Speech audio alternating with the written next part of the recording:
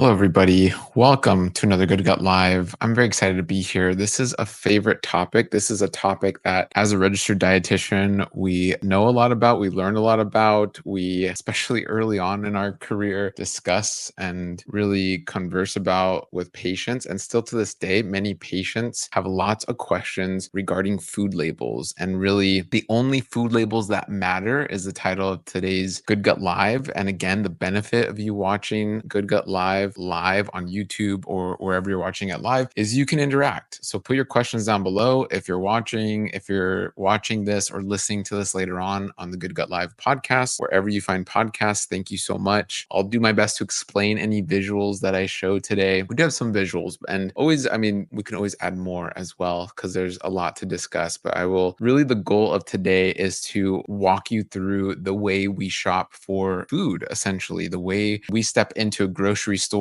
What are we looking for? What are we doing? How are we looking at these food products? And we want to share that with you. So I have a couple of steps to go through. So make sure you stay till the end, listen through. We're going to go through that. Starting off, my name is James Marin. I'm an integrative registered dietitian, environmental nutritionist, and the co-founder of Married to Health, which is an integrative dietetics practice. Many of you know that, but in case you didn't, essentially we have a team of 8 registered dietitians. We've been registered dietitians for over a decade, which is crazy to say and think about. And we help people with medical nutrition therapy as well as prevent the need of medical nutrition therapy. We dove into that topic the last kind of live that we did, which is really kind of understanding, do you need medical nutrition therapy? What is this diet that's best for you, and debunking some of that and discussing, which diet's right for you and what's going on with that. But today is very much, all of our topics are very much connected. All of our topics are integrative, right? Which is really just saying everything at the end of the day is connected, from your gut microbiome and beyond, right? To the food you're eating, to how food is grown, to your kids, your grandkids. You are all obviously connected. So I want to get into what are we even talking about today? What is this food label? And obviously, so many of us have opinions on this. There's many who do speak on this. This is very much in the news. We've been even a couple of topics before discussing food labels and everything going on with food, and this idea that, hey, in the United States, we need to have better food, better quality food. We need to, I guess some are calling for more regulation, or some are calling for just improved quality, whether that's with more regulation or just overall better standards across the board. So there's a lot there. But to refocus, I think all of us, whether you're a mom, you're a dad, you're a college student, you're just a busy professional, wherever you are in your life, you eat food. And chances are you've eaten food from a package. So how do you determine if that food is going to get you to where you want to be? And I would assume for the majority, we all want to be healthy, right? I don't really know many people who seriously don't want to be healthy. I think there's people who don't care, obviously, where they're like, okay, I'm overweight or I have diabetes. Who cares? Who cares? But really, at the end of the day, and deep down, as you work through some of that trauma and get some emotional support, and mental support, and physical support, you realize, yeah, it does feel good to be healthy. It feels good to not have dis-ease, really. And so all that is I'm in ease. I'm healthy. I don't want to diss that. I don't want dis-ease, right? I want ease. I want to feel good. I want to thrive. And speaking as a husband and father, I want to be around for a long time. And I don't want to not just be around, I want to thrive in that. I want to be able to run and play with my daughter and my grandkids. And I definitely think about that, especially the older that I get. That is definitely on my mind a lot more. So with that and finding some of that motivation, understanding, we dive into topics like this. We go, okay, so then what are the puzzle pieces to this goal, or whatever your goal is? Maybe a lot of our patients and a lot of you watching Good Gut Live, obviously we connect things back to gut health and to understanding whether you have IBS or SIBO, IMO, all these types of dysbiosis, right? It's kind of like that dis-ease, dysbiosis. We're really just saying you have this imbalance of microbes, right, in your gut. You are this human with disease, but really you're super organism. So you are human made up of many other ecosystems and organisms within you. So you get that dysbiosis. That's the microbial disease. So with that, you're going, okay, what's my goal? Is my goal to stop my IBS symptoms or to really help with my SIBO symptoms?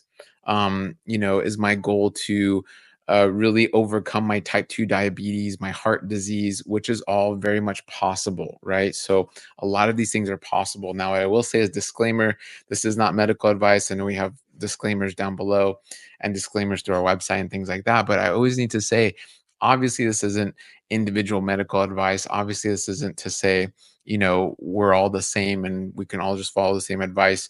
You're definitely not. You're an individual and you need your own personal care. And what I can say with that is when it comes to various diseases, you can definitely do a lot of damage that really can't be undone. Our body, for the most part, though, is extremely malleable, it's extremely resilient. It can heal extremely quickly for the most part.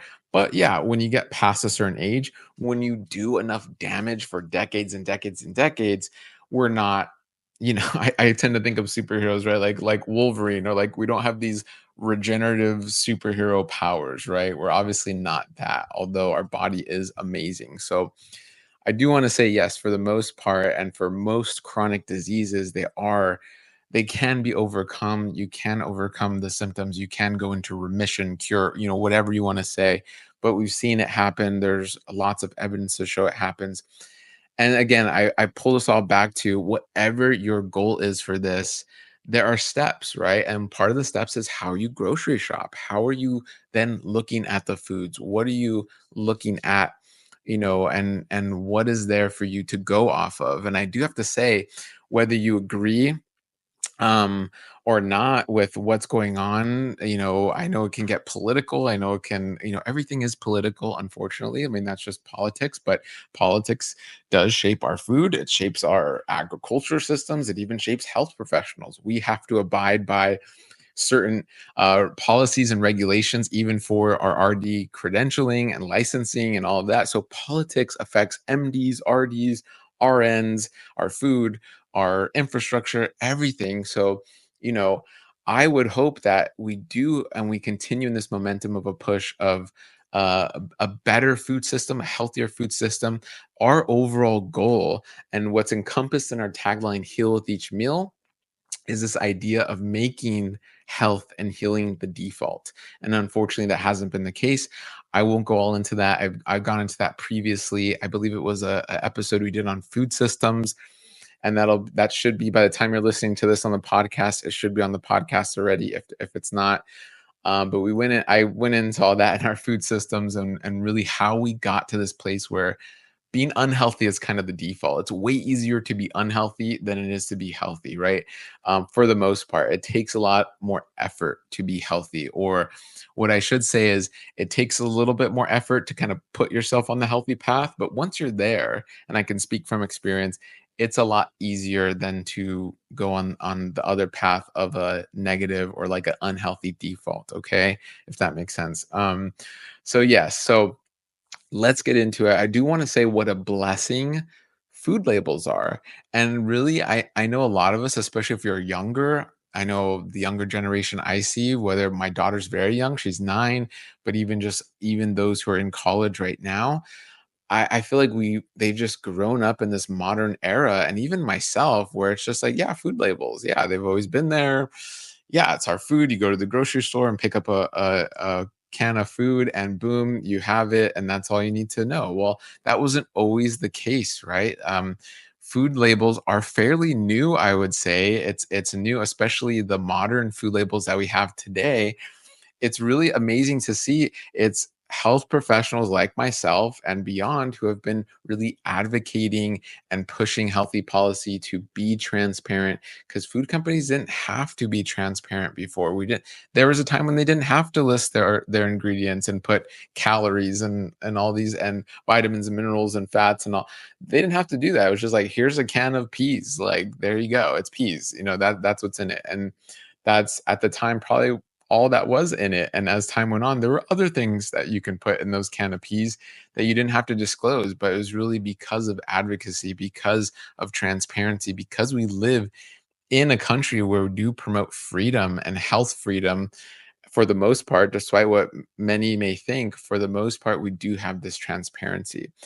And on the flip side of that, there are issues, right? So I will show you guys this. Let me show you, just so there's no confusion about this, and we have been very vocal of this. The FDA controls our food labels, and there's issues with the FDA. So even the British Medical Journal came out with revolving door. Um, you are free to influence us behind the scenes. FDA tells staff leaving for industry jobs. So this is in major medical journals. This is a fact for anyone paying attention. We do know there is this revolving door between privately owned and huge, like, multinational corporations and the U.S. government. The U.S. economy is one of the biggest, if not the biggest. It is the biggest economy in the world. I think we kind of race with China here and there. Um, but really, we are the biggest. We set the standard, even when it comes to public health, food labeling, FDA. We set the standard for the rest of the world. They tend to follow us in terms of our structure, and we consult, and that's a whole nother story. But we set the tone for the most part, and we are kind of setting the tone for legalized corruption. Essentially, it is bribery. We do allow lobbyists. We do have lobbying of our my plate, right, of our nutrition and public health recommendations, and it's even written about, right? It's in journal articles that you can find on PubMed, in the British Medical Journal, where we're talking about this revolving door. And if you read on, all these like privacy things are popping up, but if you read on, I mean, just a brief description, we won't read this whole thing, but internal emails show that the US Food and Drug Administration informs employees leaving for industry jobs. So it could be, not to call out names, but why not Nestle, right? It can be Kellogg's. Kellogg's been in the news a lot and on social media with Food Babe and all that. Despite restrictions on post-employment lobbying, they are still permitted to influence the agency. So these were internal emails that were leaked. Thankfully, we do have whistleblowers that are within the government and some of these agencies who have ethics and a conscience and go, hey, we shouldn't be doing this. Hey, we have this policy and laws that say, hey, don't do this. But, hey, you can still do this. Hey, you want this job? You want this kickback? You want to get this grant funding? I'll put in a good word. It's all these things. It's knowing the right people. And it's a thin line between healthy networking and and breaking the law, right? And being unethical. It's a very thin line. We're all humans. We've all been there. Like, let's be honest, whether it's in your job or somewhere else, but we are confronted with being ethical and being truthful and telling the truth. We are flawed human beings, and this can be very hard. Why the FDA is no different. They're just a collection of human beings in the Food and Drug Administration, which is why we need oversight and transparency. So that is the goal. Unfortunately, we've lost a bit of that, right? We've lost a bit of that with some of these laws, especially lobbying laws. And like, I won't go too deep. I want to focus this on on helping you shop for food, but there's GRAS, generally recognized as safe, and just other policies. Okay, there's, look at BMJ is just popping up ads like crazy. Okay. Um, so with all that being said, I want to say, like, a blessing for food labels, wonderful. So much work into that. I mean, these departments are so important. At the same time, they're not perfect, right? We have to be aware of that. And with us at Married to Health and Good Gut Live, we like to live in the middle. We like to give you context on, yes, the good and the not so good, and being transparent with both. And there's work to be done. So we move into some of the labels, right? And I'm seeing, hey, Courtney, what's up? I knew you'd be watching this. This was Courtney's influence in this, as well as some of our staff was like, yeah, this would be a good topic. We're going to get into organic. We're going to get into like gluten-free and certified gluten-free and all that. And please, I want to see if you have any questions or comments. Please have them come through. If not, you can even comment down below if you're watching this or listening to this later on whatever podcast app you like to listen to. But so I want to kind of go, I mean, there's so many labels out there. everyone. I mean, I get that. I see that. We know this. And I want to kind of cut through that. So I think I'll just get into, if you made it this far, and this is nowhere near as long as our podcasts usually are, but I want to get into really how we shop. And I'll be showing, I can definitely pop up some examples. There's definitely possibly some things I'm going to go through. I have 7 points that I like to go through, and these are in order. So I'll start with the best, and kind of like what I look for first and what I look for last. And typically what I look for, and this will probably like, okay, yes, me too. But what I look for is no label at all. So typically when we shop, I like to do a lot of my shopping at the farmer's market. And by law, you're growing a known, it's not like this genetically modified freak of nature. It's just heirloom seed or seed you have, or it's perennial, and you're growing food. You don't need to slap a label on it, right? I mean, for the most part, some growers will have that sticker with the barcode and the numbers, so you're able to track, and that's great. But for the most part, you are ideally choosing foods without the need of a nutrition label, right? So you're not having to look at, is it all natural? Is it keto? Is it low fat? Is it no added sugar? All these things. You're looking for something without a label. Okay, we've all maybe heard that before. But I had to say that that is true. That's what we're doing. Where we do that is pretty much anywhere, but I do make it a point, and I do this. I do the farmers market shopping. I go to the farmers market every Sunday before church. I wake up early, go in the morning. Sundays I usually try to exercise as well as go to the farmers market, and then we typically have breakfast and then go to church. So it's a pretty full morning. Um, but yes, the farmers market is part of our routine. It's so important on so many levels. And just to, maybe we could do a whole episode on the farmers market if that's something you guys want. But really, it is just a place to get locally grown, really great quality produce at a really great price. Even it is usually lower than, I mean, obviously at higher end grocery stores, but even lower than just average grocery stores, whether it's Albertsons or Ralph's, or it's within the same price range, but you're getting a better product 9 out of 10 times. So first and foremost, look for food, eat a majority of your food, eat a lot of food, especially plant foods that don't even need a label, that don't need packaging. Wonderful. That's a win. If you are getting something with a package, right?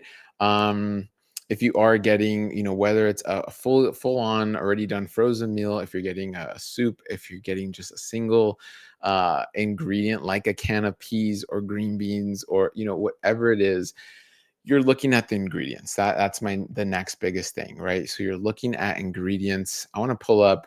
I think I'm going to pull up. Who am I going to pull up? Who am I going to shout out? I really like, if we're talking about cans, I really like Eden. So Eden Foods. So I'm going to pull them up. And so number one has been just farmers market, Whole Foods, not even needing a food label. Number two, if you are shopping for foods, it's Eden Foods. We really love Eden Foods. I'll probably be shouting out some others as well, but let's look at, well, like what they have here. Let's look at their pantry. Look at all they have. Wow, there's everything from dried fruit, nuts and seeds, and pastas, sweeteners, condiments. So I really didn't. I just want to do this as if I'm looking at something. So I'm just randomly going to pick their applesauce, because maybe you're someone who has a child and likes applesauce. Okay, look at their cinnamon applesauce, and it's organic. Let's take a look at that. Let's kind of close all these and everything. So if we're looking at this really doesn't have a typical, and maybe I'll do something more like name brand, but it really doesn't have much on it. It's like organic. Okay, we'll get into that. Oh, look over here. We can see, wow, look at this. Organic, non-GMO. I don't even know what that one is. Ooh, macrobiotic. Whoa, look at that, guys. A new one. We can look that up right now. Gluten-free, kosher, very low sodium, fat-free. Okay. So what these do have meaning. I would say these, I mean, they're all very pretty important, but like the organic, non-GMO, kosher, important. But let's go in order. Okay. Let's not get ahead of ourselves, because I get excited with this. And for those of you just watching, we're looking at Eden. organic apple cinnamon sauce, and we're just looking at a jar as if we're buying it at the store.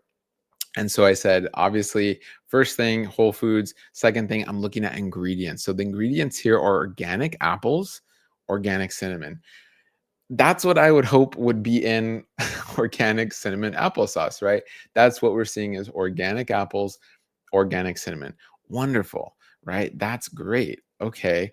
Now, it doesn't specify whole organic apples, right? So and even with applesauce, they can filter, they can extract essentially the fiber and other things from there. So that's important to know. That's important to keep in mind. Um, but, I would say, like, if you're getting applesauce, okay, this is a pretty good applesauce. It's also in glass. Thank you for watching this. We hope you know by now, Married to Health really does everything we do coming from a need in our community, a need from our patients, a need from being dietitians for over a decade, from running our own private practice. And we continued that when we formulated Gut Nurture. So if you didn't know, James Marin, RDN, LD, CGN formulated Gut Nurture along with Complement. We truly believe it is a great complement for your gut health journey. Why is that? Well, it's low histamine, it's low FODMAP, it's organic, even the package is compostable. We really designed it with a patient in mind that is wanting to eat more plants, that needs to eat more plants, but is struggling to eat more plants. This is that bridge. We also designed it for the person who's just like, I want to boost my gut, I want to feel really good, I want to help with the structure, function, and population of the gut. This is unlike anything that's really out there in that as it's focused on being a prebiotic, not really a probiotic. So the idea here, you can think of Gut Nurture as compost for your gut ecosystem. It's not trying to force seeds and the probiotics in, it's trying to create a beautiful environment and a beautiful foundation. So any seeds you get from the fermented foods you're eating, from your environment, from the beautiful habits you're building, whether you're working with us or not, they are going to fall on this beautiful, healthy soil with this beautiful, healthy compost and create a lush, beautiful ecosystem and garden, creating an abundance of fruit and postbiotics that are going to keep you healthy and thriving. So click down below, learn more about Gut Nurture, and we'll continue with the episode. The next thing I look for might not be what you're thinking of, but I look for country of origin. So typically you can look up these numbers, but if I had the jar in front of me, it would say in like that weird typewriter print, if you guys see it. But if I'm on the website, I probably have to look for it on the website. I don't think it'll say as easy on the website, but typically it'll be on the jar. See, and even though the company is from Michigan, that doesn't mean okay, it's all from the USA, right? So my question is, and the next thing I personally look for, and Dahlia personally looks for, and I'm gonna say since Dahlia's not here, I'm better at looking at this than Dahlia. No, don't get mad at me, Dahlia. But the next thing I look for is country of origin. So what I mean by that, like it'll look like a typewriter print. I probably should have something right here with me, but for those of you listening, I'm gonna see what I have here. But you guys will see it. It's on the bag, it's on the jar. It'll look like old school typewriter print, and it'll say country of origin. So I want to know, are these apples from the USA? Could these apples be from South America? Are they from China? And you're not able to know. For the most part, Eden does source because I know the company pretty well. We've been recommending them for a long time. No affiliation, no kickbacks, no anything like that. They do source a lot from the US. I wonder if we'll explore their website a little bit. I'm just looking. No, it doesn't really go into detail, but that's okay. But typically this is big for frozen food. When I'm looking at frozen food, specifically, for example, Costco, I know many of us don't think about this, like country of origin, but that really matters because, and we'll get into all those labels that I was just mentioning, organic, non-GMO, gluten-free, kosher, there are loopholes depending on the country of origin. So you've maybe heard, maybe not, there's a lot of controversy with organic, especially when you're sourcing from China, because China's standards and the loopholes are easier to kind of get through. There's lots of fraud that can happen, and people do get caught. There are shipments of soy that comes from China, and they're saying it's organic and it's not, and they find out. There's lots of things that happen like that from South America. Usually Mexico's pretty good as well. So I like to see country of origin personally, just from experience and from just being in this world for over a decade, from the US and from Mexico. Those are my top two. Europe can be okay, like in Italy, France, anywhere in the EU, because they also have great regulation. They're very strict, many times more than us, sometimes less than us, but for the most part more than us. And so I like to, the only reason why US and Mexico are still my top two is because I live in Southern California. I like to see things closer. I feel like that even makes up for the fact of maybe it's not as clean sometimes as what's in the EU. But with the EU, you have to remember, by the time they are grabbing it, processing it, loading it, shipping it, typically by massive freights on this massive cargo ship across the Atlantic Ocean, then it gets to a port in New York City, then it gets on a truck, then that truck then goes to distribution centers all across the US. Depending, it finally makes its way to Southern California weeks, if not months later. Whatever that is, no thank you, maybe, right? Unless it's like some fermented jar or something with the long shelf life naturally. But, okay, maybe. But by the time that food was, let alone picked, I mean, nevertheless shipped and got to the grocery store, and by the time I pick it up to buy it, that is quite the long process. I'd rather have short food, local food, than this long, far away food, right? Even though it may be a little bit better quality. So hopefully that makes sense. That's just personal preference, especially when it comes to frozen food.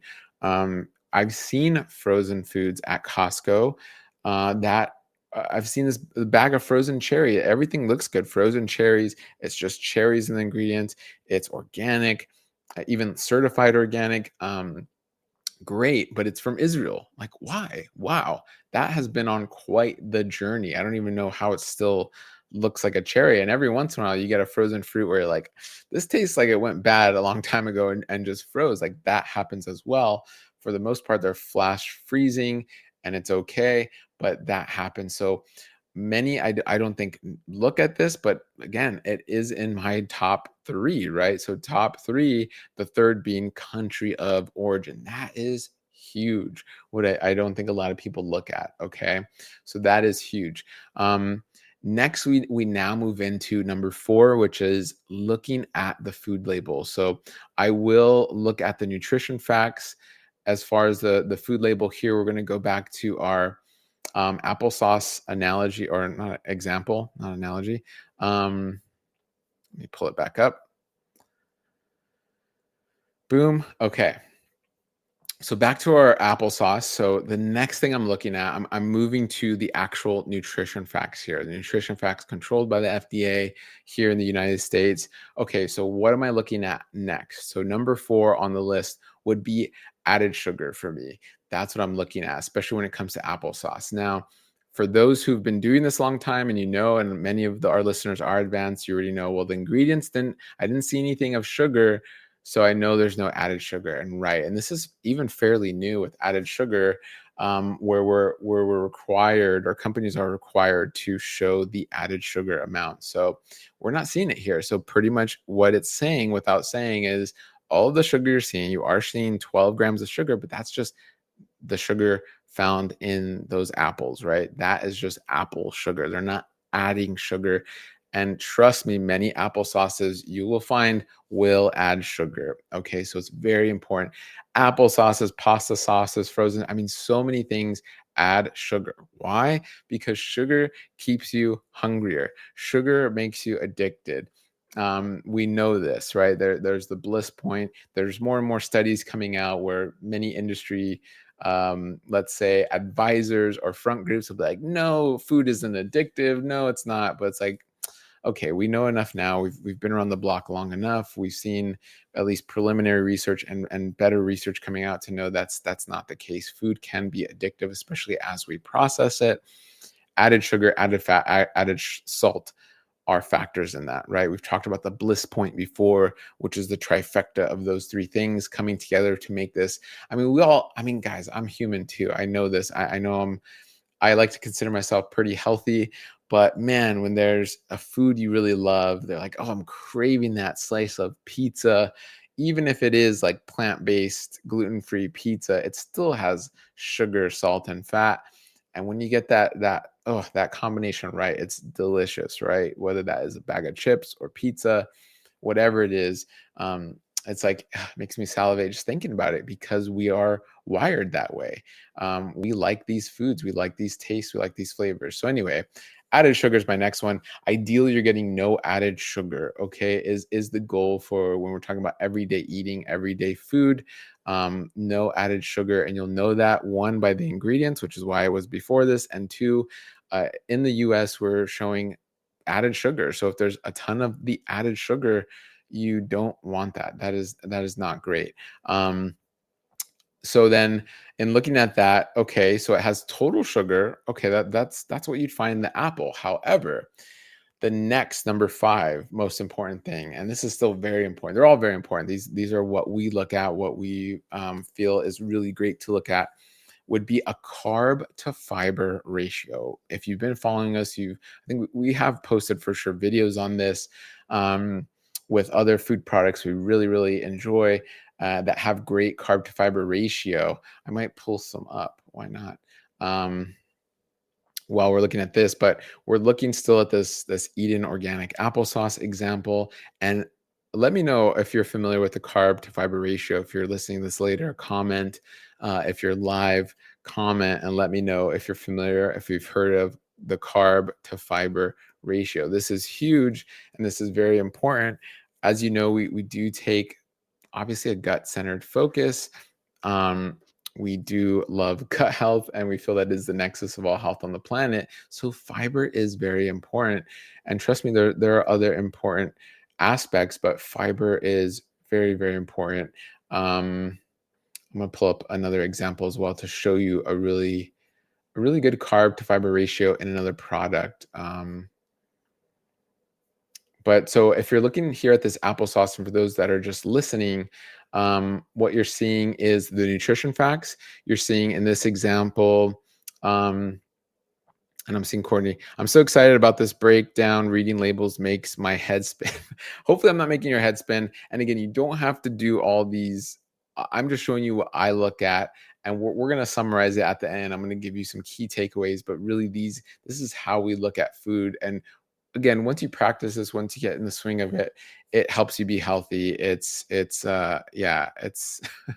it's great. I'm seeing some other just random comments come in. Perfect. But yes, and I want to look at Instagram. Shout out Instagram. What's up? If you guys have any comments or questions as well, you guys are here. Perfect. Okay, so here we are back to the applesauce. And so what you're seeing is the nutrition facts. You're seeing total carbohydrates is 14. Okay. You're seeing dietary fiber is 2 grams. The carb to fiber ratio is you're going to do some math here. So hold on. It's not crazy.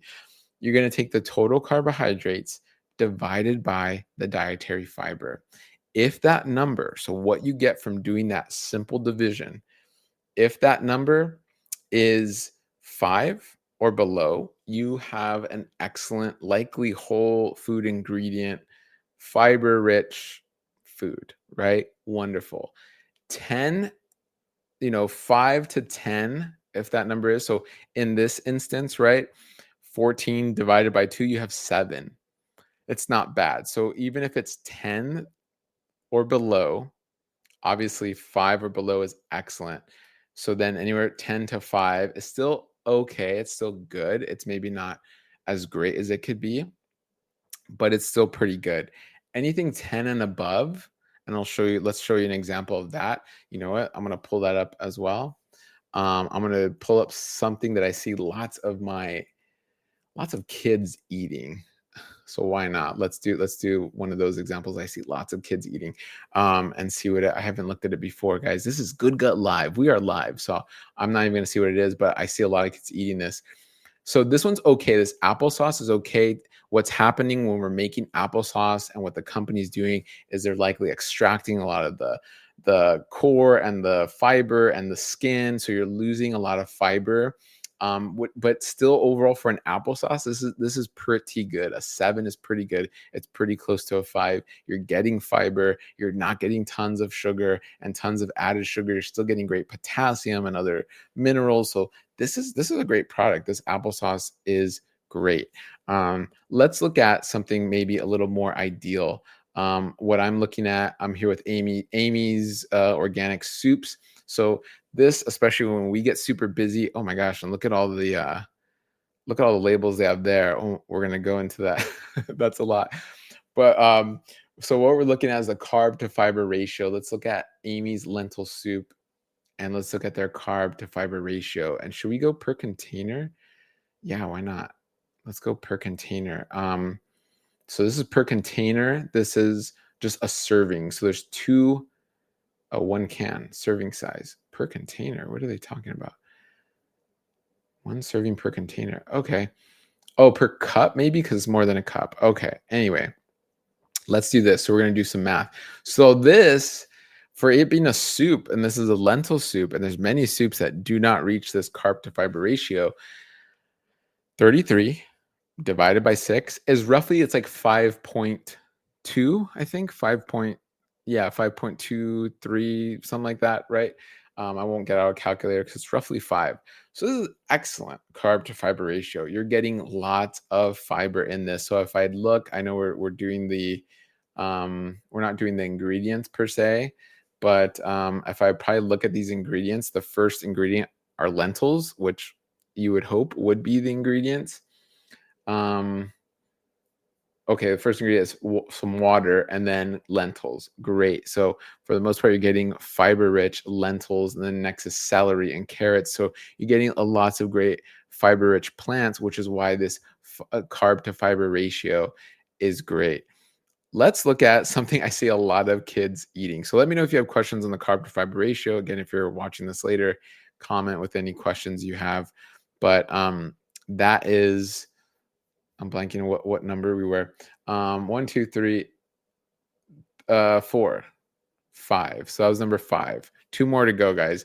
But carb to fiber ratio is important on our steps on what we're looking at. I want to show you all. And for those of you not watching, we're on the Uncrustables website. And Uncrustables, I think are they owned by Kellogg's? I want to say. I'm looking this up. James Smucker Company bought. Who owns James Smucker? Including Folgers. Wait, is that their own? Let me see.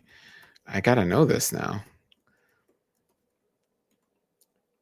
Oh, James Smucker Company is owned by a variety of institutional, retail, and individual investors. Okay, so it's like Vanguard. So essentially, yeah, they're JM Smucker Company, right? They own Folgers, they own Uncrustables, but their big time investors are like Vanguard, BlackRock, State Street. Wow. Okay, fun stuff. So big multinational corporation with lots of funding. Okay, but I see a lot of kids eating this. Let me know if you or your kids or your cousins, your nieces, nephews are eating Uncrustables like this. This was, I forgot when these came out, but I definitely remember a time when these weren't around. And then when they were, holy moly, it's like every kid is eating them, even adults. And I love the idea. Like, I'm not going to lie. It's fun. I get it. But let's take a look at their stuff because I just see a lot of kids eating this. Which one should we go for? Let's just do as traditional as you can get. Oh, on strawberry. Let's do peanut butter and jelly. And let's just see what their carb to fiber ratio is, because that's what we're on right now is the point of carb to fiber ratio. It takes so long to find. If only I did this before. Okay, here we go. Let's see here. Okay, so remember, I'm try to zoom in as much as I can. Okay, so here you are in an Uncrustable. Now, carb to fiber ratio, we're taking total carbohydrates divided by dietary fiber. If it's a 10 to 5, it's pretty good. If it's a 5 and below, it is excellent. 28 divided by 2 is 14. So it's well above a 10. It's not something you want to eat every day. This isn't something where you're going to be like, yes, I'm getting my whole food nutrients and my fiber and every. And I probably, you'd guess that from an Uncrustable, hopefully, where you're like, this isn't, it. This isn't what I'm going to really base my nutrition on, hopefully. But I mean, look, they tout 6 grams of protein, no high fructose corn syrup. Got to give them credit for that. Okay, cool.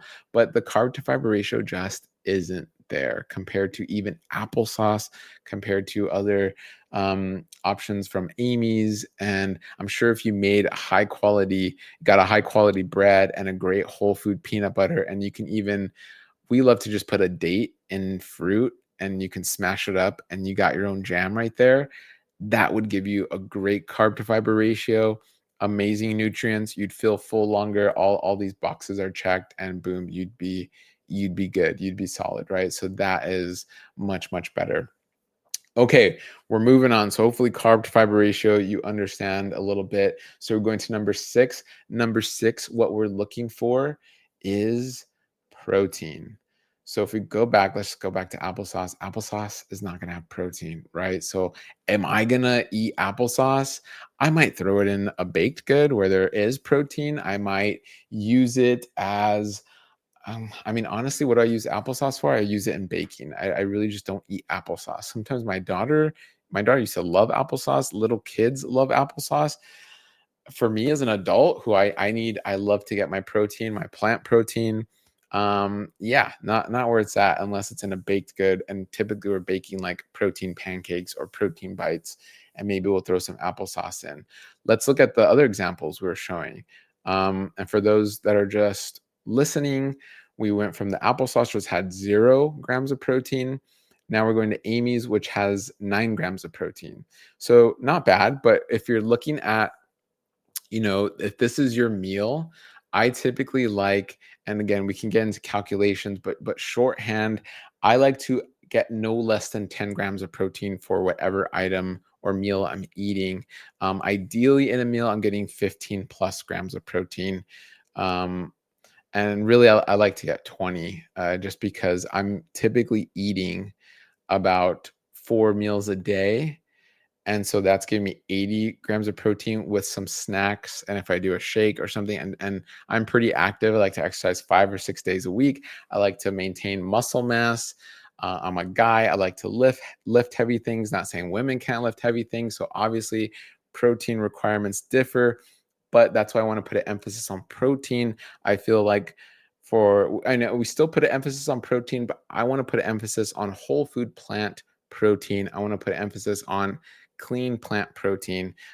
Studies are showing, and for a long time, whether it's observational and even other studies, that plant protein is just a little different. And that's because we are getting phytonutrients. We are getting a synergistic effect in plant protein that we're not getting in animal-based protein, especially when it's low quality, basically CAFO derived animal-based protein. We're getting our whey and casein from sick cows. We're getting our egg-based protein from sick hens. And so you're getting a more carcinogenic, endotoxic, contaminated protein source than plant protein. And I'll be fully transparent and say, especially if you're getting protein powders, there's likely some contamination. So it's being careful where you're getting protein powders, being careful where you're getting your protein supplements in general. And then when choosing foods, definitely choosing a great plant protein. So lentils can be good, but say, for example, if I was eating this Amy soup, I would eat the soup and probably have like a tofu salad on the side. And that way I'm getting my soup and my salad. I'm getting great carb to fiber. I'm getting so many phytonutrients, my fiber, my vitamins, my minerals. I'm getting my leafy greens, and I'm probably getting an extra 10 to 15 grams of protein from tofu. And that is a very satiating, healthy meal for me, as opposed to like just eating the soup. If I was in a pinch, I would just eat the soup fine. But ideally, next, what I'm looking at, number 6 on my list, is protein. And I know it is for Dahlia as well. She definitely looks for her protein and making sure we're getting good protein. Okay, so lastly, what we're looking at, and just to recap a little bit, we're looking for no food label. So we're getting whole foods at the farmer's market or wherever, supermarket. You're getting the whole watermelon and the dried beans and the cantaloupe and the tomato. You're getting whole foods, no label needed. Second, you're looking at ingredients. You want to look for ingredients. You want to just look for simple ingredients. Third, country of origin, which not many people are like, what, really? Okay. Added sugars fourth, carb to fiber ratio fifth, six, protein, seven, what we like to look at are calories. Yes, we do look at calories. And so when we're looking at calories, we're just going, are these calories sufficient for what we're getting? So if we're getting a good fat and a good protein and the carb to fiber ratio, and we're going, okay, 260 calories for that. Oh, that makes sense out of my caloric needs. Now, if you're not sure to calculate caloric needs, we can do that. We'll put some links below. We'll give you more information on that. But as an example, let's look at, we have Smuckers, we have the Uncrustables, right? And we maybe will go to other examples, but let's just see what they're showing for calories. So 210 calories, and one sandwich is 58 grams. So if we're going back to Amy's, so I just want to show you the difference of this, and I did not plan this at all. Thank you so much for watching this video. We know you're probably getting quite a bit from it. It can be a lot of information, it can be overwhelming, and we totally get that. Dahlia was there not too long ago suffering with IBS and SIBO-like symptoms. She was hunched over very often, bloating, gas, constipation, diarrhea, skin issues, hormonal issues, the list goes on and on. So we know this. We've been in practice now as registered dietitians for over a decade, and we created our Good Gut SIBO IBS program for you. If you're experiencing IBS, SIBO symptoms, IMO, SIFO, the list goes on and on. If you're like, I'm not really sure what this is, click down below. We have a free assessment for you, and that'll likely lead you to our Good Gut SIBO IBS program, which is chock full of information we wish we had. It's information that we're giving to our patients, so it's all at your fingertips in one package. It's 7+ hours of video. It is dozens and dozens of handouts. It's tailored meal plans and recipes to truly help you get to the root, to truly help you understand what's going on so you can truly heal with each meal. Check it out down below. For looking at Amy's, one can is 411 grams. So this is a really easy just rule of thumb, especially when comparing. So if I was going to grab something quickly, I'd probably grab this soup as opposed to an Uncrustable. And when you're looking at this, you're basically getting, so for 411 grams of food, that's the serving size per container, you're getting 260 calories worth of nutrition. Okay, 411 grams.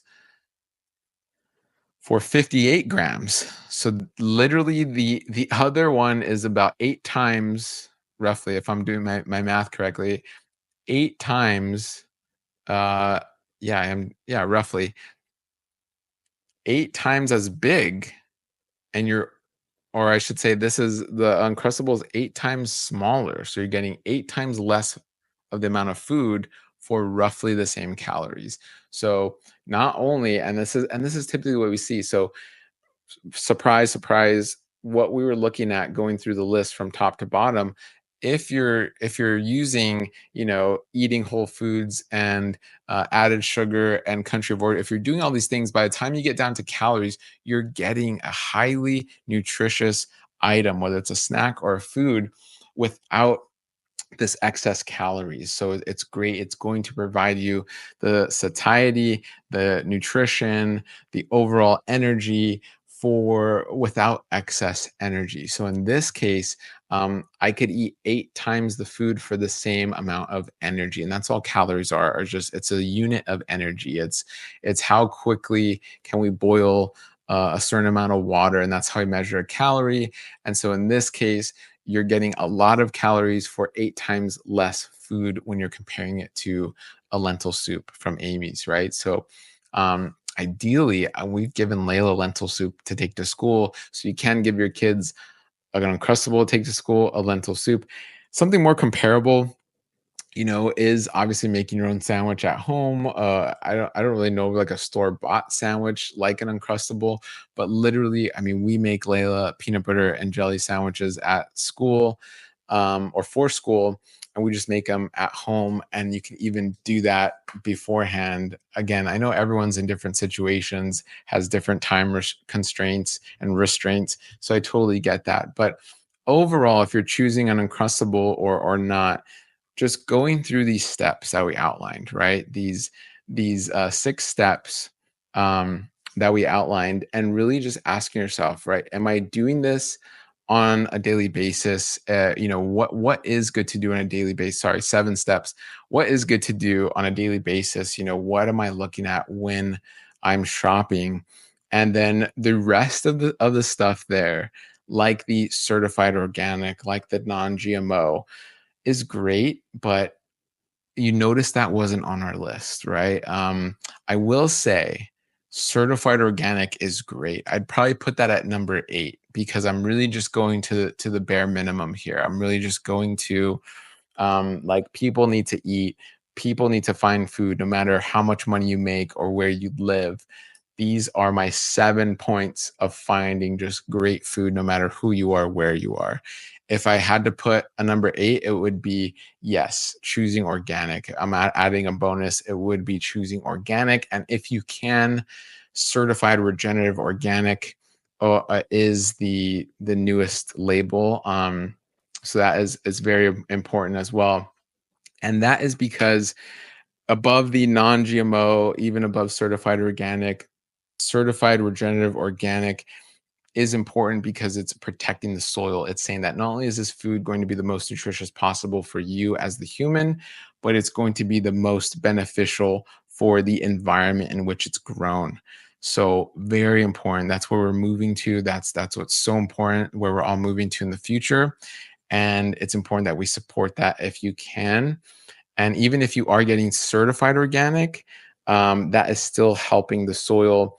And that is very important. I'm seeing someone, sorry, I haven't looked at comments recently on Instagram. High growth love intentionally. How do you do the math on that again? I don't know if you're still watching, but I'm guessing the math on the carb to fiber ratio, perhaps. Let me know if you're still watching, comment. Let me know if that's what you're talking about or needing clarification on, or if when I was doing the for the calories, let me know. But yeah, I know. Look, hey, math. I don't like math. My daughter sometimes gets frustrated with math. For those of you that are parents, you're sometimes up late at night going over math with your kids. It's not fun. I do love math personally. I'm a nerd. I love math and science, and I'm not saying I'm great, but at those things, but I do love them. I do enjoy them. I love the structure of it. But yeah, look, all this to say, you don't have to do all these things. Hopefully, you're taking some of this information. Maybe you've taken some notes. You're connecting with us at marytalk.com. We have handouts we can give you. If you're a patient, we have handouts on this and more information. But you're keeping it simple, because even if you just do the first 3, so just opting for whole foods, right? That's been what we've been echoing and saying for a very long time, is going, hey, eat whole foods, eat whole plant foods, shop the perimeter. People like Michael Pollan, people like Joel Salatin, people like Dr. Zach Bush, people like who've been doing this a very long time, Marion Nessel, and just really big the Esselsteins. I mean, the list goes on and on of doctor dietitians, we call them, nutritionists and food, really just food. I would say people in the food movement, farmers, have been saying this for so long. Eat whole foods, eat whole food ingredients. Wonderful, right? Looking at the ingredients, that goes next, right? These top 3, even if you just do the top 3, you're likely to be far better off than if you didn't. So if you extend to 7 and to the bonus 8 of organic, wonderful. This is just what we've done. When we first started out, we didn't know all this. We weren't aware of a lot of these things. We didn't do all of these things. But as time progresses, hopefully you progress, you get stronger, you get healthier. And like we always say, things don't get easier, you just get stronger. So they seem easier, right? You go, oh yeah, I cook more now and I didn't used to. Oh yeah, I'm more aware of what I'm shopping for and I didn't used to be aware, right? Oh, I used to take 6 medications, now I only take 2 medications. All these things add up where it's not that it's getting easier, you're just getting stronger. You're getting healthier. You're healing with each meal, with every meal, right? Instead of a meal hindering you and hurting you, that is the goal, right? It's not perfection, it's progress. So, you know, I know, look, we're already approaching an hour, and I love that. If you want another part two to this of the labels and getting more into that, we can totally do that. There's so many labels from keto to low sugar, low fat. I know I went through some like organic versus certified organic and gluten free and certified gluten free, non GMO. Oh my gosh. You know what? Before we do stop, I do want to look at this. I did see a new certification. I almost forgot about that. I want to look into that. For those that just watching, I've never even seen this label before, but it looks very interesting. I'm going to share my screen right here, and it's a macrobiotic. Hold on a second. I got to find this. I got to find this really quickly. I almost forgot. Where did I know it was with Eden, but I'm trying to see where exactly, because I hovered over it and it said macrobiotic label. I want to look into that really quickly. So let's go on a journey together.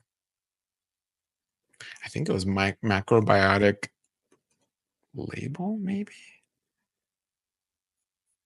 Interesting. Macro vegan. I mean, I've heard of macrobiotic. I might have to do more research on this, guys. I don't know. Look, I learn new stuff every day as well, but I'm gonna have to touch base with Eden and be like, wait, what is this exactly? Because I'm seeing this. It looks like an Eiffel Tower with like circles around it. For those that are just watching, for those that didn't see it before, okay, here we go. Wait a minute. Oh, it doesn't let me click. Let me share this. So this is Eden. Yeah. Very odd. It looks like an Eiffel Tower and it says macrobiotic. I got to do that. So what I'm going to do, this is my sleuth thing. I got to do a reverse Google search. I just do like a Google search of that image and then it'll pop up. I wonder if I can do it. Yeah, search with Google Lens. I don't know if you guys ever do this, but you're learning something new. So you can search with Google Lens. You can drag. Oh, my bad. Oops. Okay, so what you do, search with Google Lens, you right click, you search with Google Lens, you you drag over the image you want to search. And here we go. Eden Foods. What is this? It's not showing up. Is it an Eden Foods? Is it like their own label? Okay, I gotta touch base. Eden Foods creation maintenance of purity in food. Oh, macrobiotic. We're finding it, guys. We're finding it. I learn new stuff every day by doing this. I promise you. Wow. The word macrobiotic comes from the Greek macro meaning great or long and bios meaning life. Okay, but what? Eden, the order of the universe, 12 theorems of unique principle. Wow. 7 layers. So I believe this is saying this is Eden's own kind of purity. Macrobiotic eating, a way of harmony, includes traditional dietary rhythmic patterns by climate, location, seasonal progression. Its base is whole, unadulterated, pure food centered on organic, whole grain, beans, vegetables, fruits, nuts, seeds, and fermented foods. Very cool. Well, there you go. Okay, so that's like their own macrobiotic label. Very cool. I did not know that. Okay, you learn something new every day. Now, how is this different? It's definitely more plant-based. It's saying it's centered on organic whole grains, beans, vegetables, fruits, nuts, and seeds, and fermented food. So it's definitely more plant-based. Um, so that we're certified regenerative organic, and certified organic obviously covers animal products and tons of different foods. I've seen candy that's certified organic, right? Obviously candy wouldn't fall under this. So man, there's so many labels out there, everybody, and that's why we're going to keep learning. And I like to try to make this easy. Now, I'm not saying you have to do certified macrobiotic with that label, right? That definitely wasn't in my top 7 or 8, but something very cool to look at. That's why we do love Eden. They're just really cool company. They do they do a lot of interesting stuff, and they're very much in this ethical realm of just wanting the best for people. Where we agree, we love whole grains, we love beans, vegetables, fruits, nuts, seeds, fermented foods. If you guys have been following us, so very interesting, very cool. Learned something new myself, and to recap, this is just one puzzle piece of your health journey of heal with each meal. Obviously you will eat.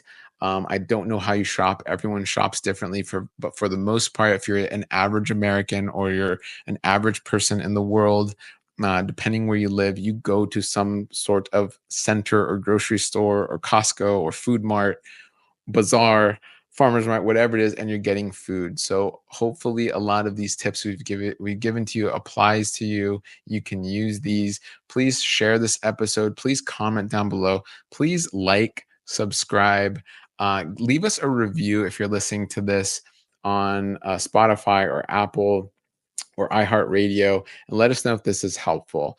This is rooted in evidence. This is rooted in over a decade of private practice and being a registered dietitian.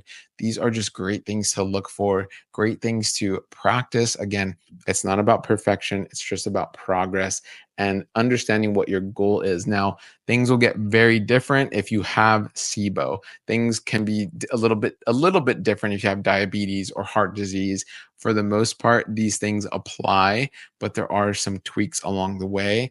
If you need help along the way, that's why you go to marytout.com and work with one of our 7 amazing integrative registered dietitians, and they can help you one-on-one tailor this, give you meal delivery, meal plans, recipes, and much more tailored in this idea of integrative and functional and regenerative nutrition. We're really moving into that phrase. Regenerative nutrition that doesn't just heal you and keep you healthy, but it heals and keeps our environment healthy. So we're very excited for the future, guys. Stay tuned. Again, subscribe, learn more at marytout.com, connect with us, like, follow, review, all that good stuff. Thank you so much for your support and for listening. And you can catch Good Gut Live every Friday on a various and different topic. And then eventually they go to our podcast, which is Good Gut Live, wherever you listen to podcasts. All right. Thank you all so much. Have a great weekend. And as always, heal with each meal. Bye, everybody.